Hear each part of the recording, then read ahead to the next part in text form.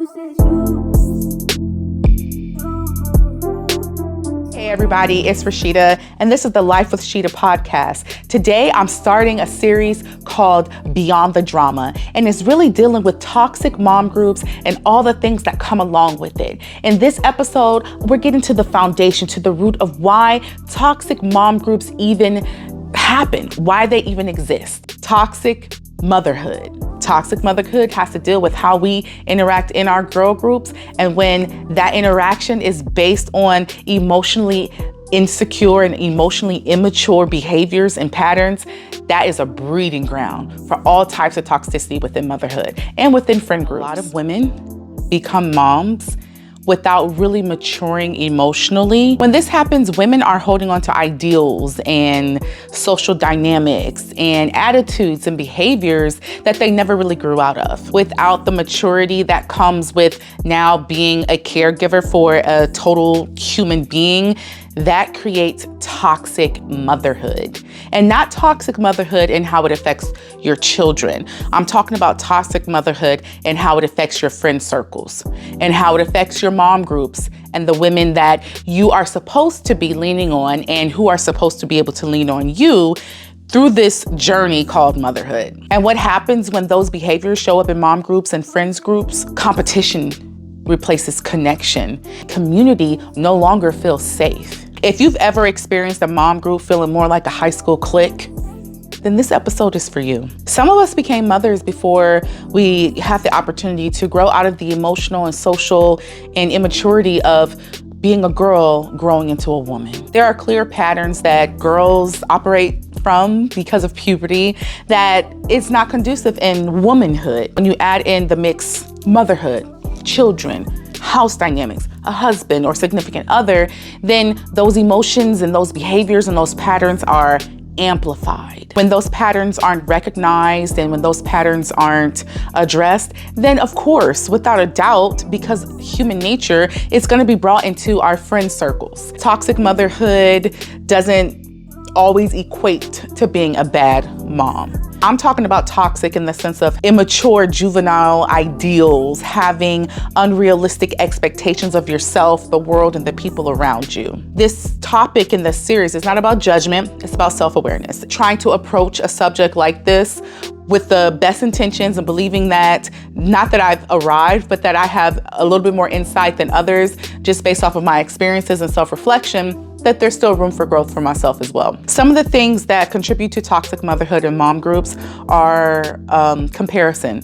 People compare themselves to each other all the time, whether you believe you're here and someone else is here, or you believe you're here and someone else is here. Insecurity. People are insecure. I mean, that is really a part of life.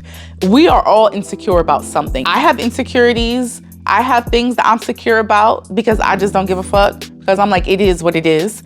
And then there are things where I'm insecure about and I don't want anyone to know. They either lean into that insecurity and shy away, like, I don't even want people to know that this is a possibility of being an insecurity for me. So I'm just gonna, just be quiet and stay over here.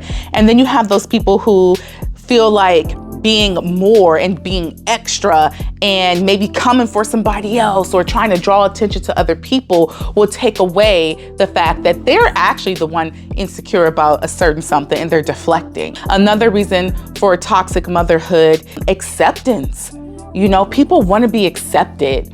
And when you're a mother, sometimes it can be so lonely that you feel like, okay, if I can just put on this face or just, assimilate into this group, then maybe I can find someone who feels the way that I do and I can find some type of connection. I can find some type of lifeline. It really saddens me that for the women who do come to mom groups and want mom friends because they're like, yo, I need a lifeline. I need somebody to throw me something, and they find the toxicity. Truth is, motherhood, get this, motherhood does not automatically equate to maturity.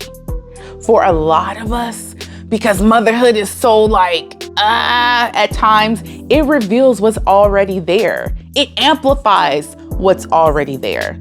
And it kind of sometimes can pull out something you didn't know was there. And now it is a part of who you are. It's a part of your everyday. Motherhood can be a mindfuck. The best way to sum up toxic motherhood in the context in which I'm referring to it is mean girl energy. Some of y'all are mean girls, and you were a mean girl in high school, you were a mean girl in college. Hell, you're probably a mean girl at work, and you think that that is okay to be a mean girl in mom groups. You're just mean. The thing about mean girl energy is that it doesn't just go away. It just evolves. When you get older, it gets quieter, it's more polished, more refined. You learn how to be a mean girl and the things that you say and your mannerisms, and people not really realize you're being a mean girl until after their interaction. Spotting mean girl energy when you are in a mom group, it looks like cliques and exclusion, gossiping and say that it's bonding, judging and trying to reframe that as helping or lending a helping critique about something. It's ranking moms from finances to where they came from, to where they went to school, to where they work, to are they a stay-at-home mom, or are you a part of the PTA? Oh, I'm very active in my community. It's testing loyalty, and the big one, performing for approval. Toxic motherhood is not always loud bullying. It's subtle, polished, and disguised as normal. Bringing that into mom groups really goes back to adolescence.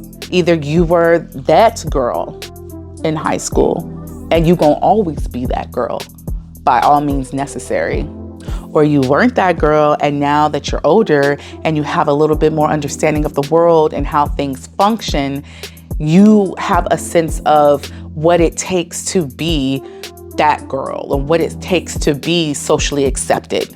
And you don't want to let go of that. And that's just as dangerous as someone who grew up that bitch. Toxic motherhood is the brainchild of insecurity, the creator of non-safe spaces, the killer of community, the assassinator of mental health for a lot of women. When you never learn how to feel secure, you learn how to always compete. And competition is a very dangerous drug. So let's connect the dots here. Toxic mom groups happen because you have women who are insecure, who are controlling, who lack a sense of self, who are so confident in who they are that everyone else is beneath them. So many things stem from it. We've talked about competition.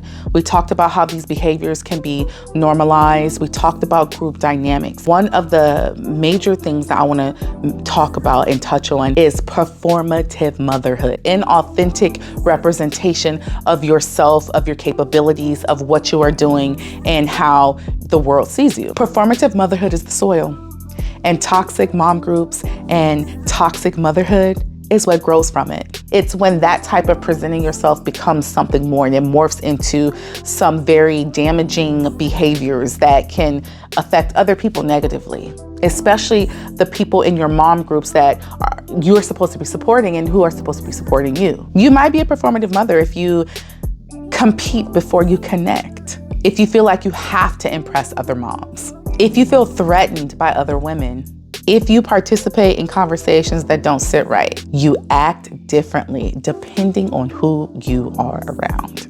Like genuinely, if your personality changes depending on who's in the room, that's not connection. That's not community. Toxic motherhood, it's beyond drama.